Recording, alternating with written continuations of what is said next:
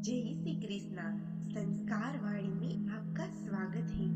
एक समय की बात है, एक जंगल के किनारे एक गांव था जहां एक धर्मपरायण दंपति रहते थे। पति का नाम मोहन और पत्नी का नाम सुमित्रा था। मोहन ईमानदारी से जीवन यापन करता और अपने कर्मों में निष्ठावान था।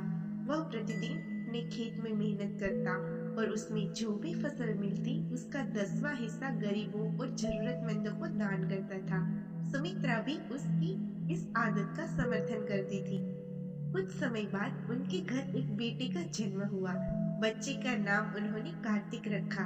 कार्तिक बचपन से ही बहुत तेज तर्रार और जिज्ञासु स्वभाव का था। मोहन और सुमित्रा ने उसे अच्छे संस्कार दिए, लेकिन कार्तिक हमेशा सोचता था कि क्यों उसके माता पिता अपनी मेहनत की कमाई का एक हिस्सा दान करते हैं। एक दिन जब वह 10 साल का था, तब उसने अपने पिता से पूछा, पिताजी, आप इतनी मेहनत करते हैं, फिर भी अपनी फसल का हिस्सा दूसरों को क्यों देते हैं? हम उस पैसे से अपनी जरूरतें पूरी कर सकते हैं ना? मोहन ने मुस्कुराते हुए कहा, बेटा, जो हम दूसरों को देते हैं वह हमारा सबसे बड़ा धन होता है। यह कर्म हमें भगवान के करीब ले जाता है।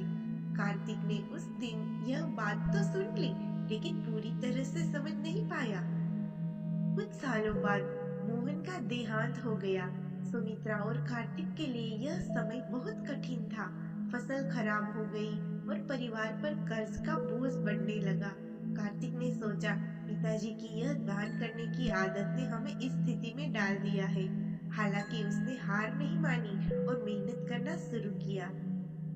एक रात कार्तिक को स्वप्न में एक संत दिखाई दिए।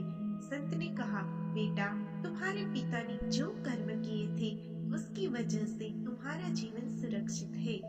आने वाला समय तुम्हारे लिए अच्छा होगा। बस तुम ईमानदारी और निष्ठा से काम करना। सुबह उठकर कार्तिक ने यह बात अपनी माँ को बताई। सुमित्रा ने कहा, बेटा, तुम्हारे पिता ने हमेशा दूसरों की मदद की। उनका आशीर्वाद ही हमें इस कठिन समय से निकालने में मदद करेगा।